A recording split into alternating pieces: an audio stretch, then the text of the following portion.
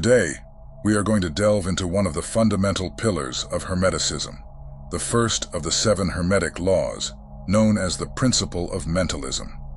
It states, "The all is mind, the universe is mental." This seemingly simple phrase holds a universe of implications within it. What does it truly mean to say, "The all is mind"? That the universe is ultimately a mental construct? That our experiences are mere reflections of our thoughts? Today, we will explore the true power behind this principle and its corroboration within modern physics. This principle not only opens the doors to the other 6 pillars of Hermes Trismegistus, but reveals to us a secret that completely transforms our way of seeing and interacting with the universe. When we affirm that the all is mind, we enter the mystery that the universe, all that is, was, and will be, is a manifestation of the universal mind, what Hindus call Vishnu's dream. Each of us is an intrinsic part of this manifestation.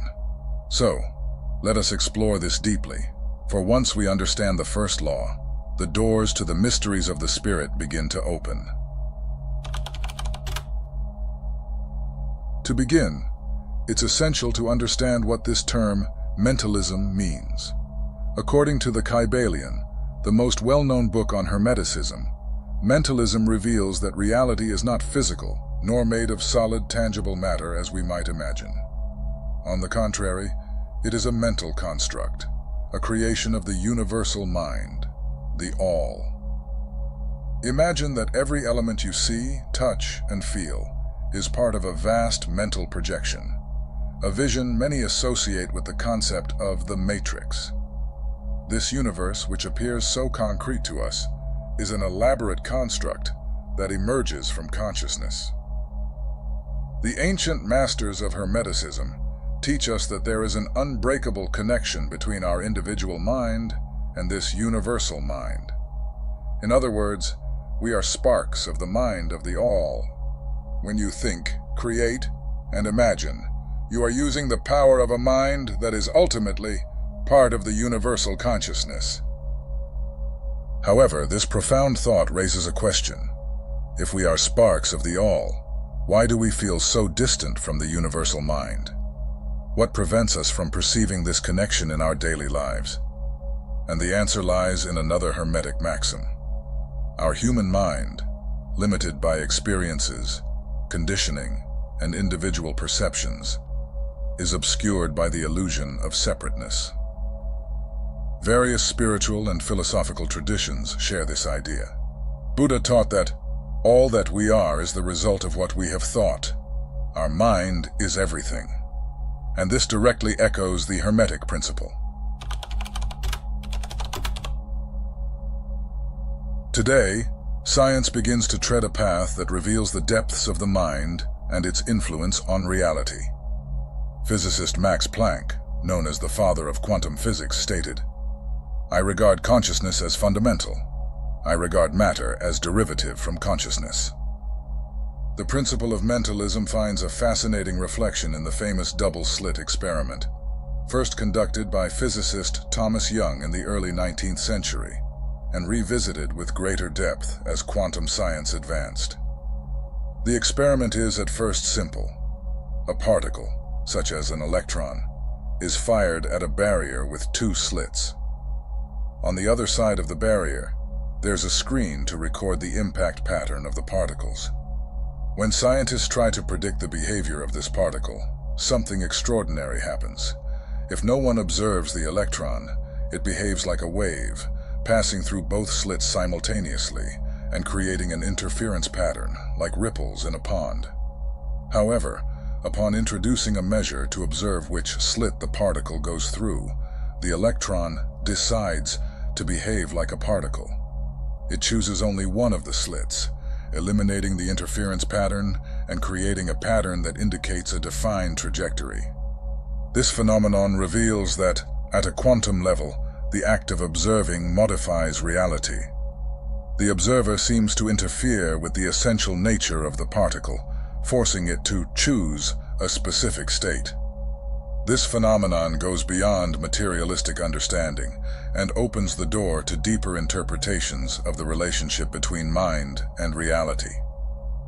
The double-slit experiment confirms that observation, consciousness focused on a point, possesses the power to determine the state of things.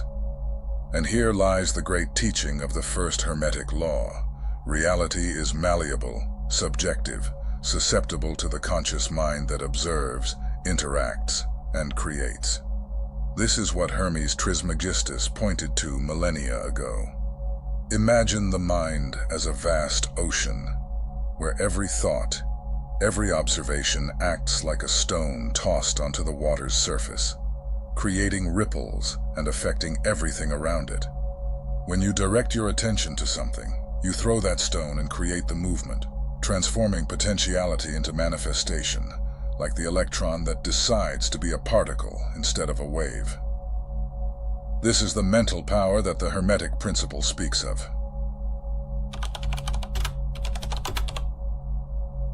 The First Hermetic Law reveals to us that the mind is the key to creation. But what happens when the power of this mind, our deepest and most creative force, is dispersed and weakened? We live in an era where human attention has become the most coveted resource. Our energy, once focused on conscious creation, is being manipulated and consumed. And this is no accident. In a world where our ability to create reality depends on the strength of our attention, controlling where that attention is directed becomes a form of power. Modern distractions, social media, constant notifications, advertising, and an endless stream of information act as silent thieves of our mental energy.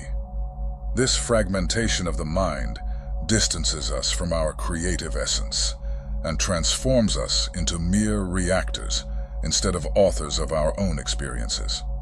Studies show that the excess of information and constant stimuli alter our ability to concentrate and memorize in a lasting way, impairing our ability to maintain focus. Over time, the mind loses its sharpness and clarity. It's as if our mental strength is a blade, and daily distractions wear it down, making it less sharp and effective. The average person's attention span is now comparable to that of a betta fish. In Hermetic teachings, attention is seen as a tool for creation. Imagine it as the concentrated light of a magnifying glass. When your attention is focused, you can concentrate all the energy on a single point, intensifying and manifesting what you desire. But when that light is dispersed, we lose the power to transform and direct our path. We become passive observers, submerged in a torrent of superficial stimuli. In addition to fragmenting focus, modern distractions subtly shape our subconscious. Everything we see and hear, even if it seems irrelevant, leaves a mark on our minds. In the silence of our unconscious, this information accumulates, forming beliefs, fears, and behavior patterns. And as we have seen, the subconscious is a powerful creator of reality. By absorbing information imposed upon us without filtering, we allow our beliefs and values to be programmed by external agents. Instead of nurturing ideas aligned with our true essence, we allow others' realities to impose on ours. Philosopher Aldous Huxley observed that distraction will be the most effective means of control over man. And he was right. A scattered being with unconsciously shaped beliefs does not have the power to shape their own reality. The key to regaining control of your reality lies in regaining control of your mind. And for that, nothing is more powerful than meditation. When we speak of reclaiming control of the mind, meditation emerges as an essential practice. The First Hermetic Law teaches us that the mind is the matrix from which all is created. However, a scattered mind, constantly in motion and subject to external influences, loses its ability to focus and intend. To meditate, then, is the path to gather attention and direct it, like a lens focusing light on a single point, until it becomes capable of igniting fire. In Hermetic practice, meditation is a return to 0 point, the space where nothing and everything coexist. This state is the gateway to accessing our creative power, for only in a state of stillness and full presence does the mind find the balance to become a true tool for conscious creation. Meditation acts as a workout for the mind, strengthening our attention span. By sitting in silence, focusing on the breath or a point of internal observation, you are gradually breaking the cycle of distraction that dominates modern life. You are teaching the mind to remain in a state of presence, of non-reactivity. Every time a thought arises and is consciously set aside, you regain a bit of control over your mind. Imagine attention as a muscle. The more you exercise it, the stronger it becomes. Likewise, regular meditation increases the mind's capacity to focus, stabilize, and resist external distractions, reclaiming its creative potential and freeing itself from the chains of external influences. In addition to improving control over the conscious mind, meditation is also one of the most powerful ways to access the subconscious.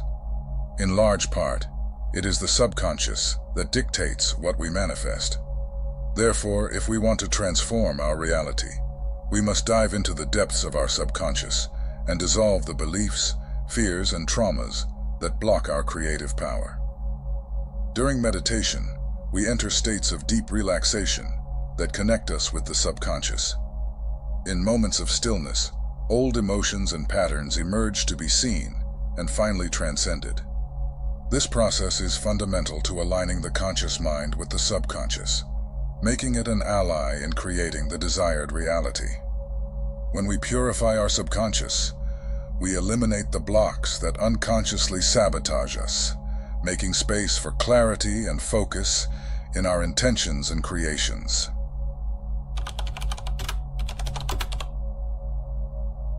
At the heart of these teachings, we understand that the universe we perceive, with all its complexities and nuances, is ultimately a projection of our minds. But what happens when most of this creation originates from an unknown, barely explored region within us? The subconscious is the vast ocean where thoughts and beliefs that we often ignore are contained. Yet it paradoxically shapes our perception and consequently our reality in profound ways. It is the deep layer of the mind that does not operate through reason or direct logic, but through symbols, memories, and emotions. Here lie the roots of experiences, perceptions, and beliefs that sustain our worldview. Imagine the subconscious as a video camera, recording every moment, every emotion, every word, and every image, since the earliest years of life. This constant recording goes beyond what you consciously perceive, as it also carries an emotional interpretation. It records fears, joys, insecurities. Each memory and emotion, once fixed in the subconscious, begins to create invisible molds that determine how you will view the world, your relationships, and even your possibilities for success and fulfillment. If the subconscious is the great mold of our reality, we need to understand how it directly influences what we experience. Limiting beliefs are ideas deeply rooted in the subconscious that generate restrictions on what we consider possible or attainable. For instance, someone who believes, even unconsciously, that they are not deserving of love may unconsciously push away people who genuinely love them, sabotaging their relationships. These limiting beliefs operate like hidden programs that bind us to patterns and repetitive cycles, preventing our conscious mind from fully manifesting the realities we desire. They work like filters, distorting our perception of the world and creating a kind of mirror that reflects not what we desire, but what we truly believe is possible. This mirror reflects, without censorship, the content of the subconscious, revealing shadows and illusions that remain hidden. By understanding how the subconscious influences our reality, we can begin the process of intentional reprogramming. This practice requires patience and repetition, as the subconscious is like fertile soil that needs to be plowed, nurtured, and cared for. Positive affirmations, visualizations, and meditative practices help remove deeply rooted beliefs and replace limiting patterns with a new vision of oneself. For example, if seeking abundance in your life, you must identify and dissolve beliefs like, "I am not worthy," or "the world is scarce." Then, through affirmations and visualizations, you plant new seeds like, "I am worthy of abundance," and "the universe is generous." Over time, this new programming begins to manifest in reality, as the subconscious is trained to respond to what it receives with repetition and emotion. Emotions are the fuel of the subconscious mind. They intensify the impression of beliefs and experiences, shaping reality with intense creative force. When you feel something deeply, this emotion becomes a message to the subconscious, which replicates this experience in your life. If you want to cultivate confidence, for example, visualize yourself in situations where you act with security and determination. Feel this confidence flowing through your body as if it were already true. The subconscious does not distinguish the real from the imagined, and thus it begins to accept this new emotional impression as part of its programming, reflecting it in your reality. Through reprogramming, self-knowledge, and the cultivation of elevated emotions, we can access the full potential of our subconscious mind, transforming it from a territory of shadows and limitations into a creative ally, capable of guiding us to our highest purpose. The First Hermetic Law reveals to us that we are co-creators of our reality. Our mind is a temple, and what we create within this temple inevitably reflects in the external world. When we allow our attention to be taken by distractions, we cease to be the masters of this temple and become its servants. But by cultivating attention, practicing meditation, and diving into our subconscious, we can reclaim the reins of creation. We can choose what we want to see flourish in our inner garden, and consequently, in the garden of the universe around us. Thank you for watching.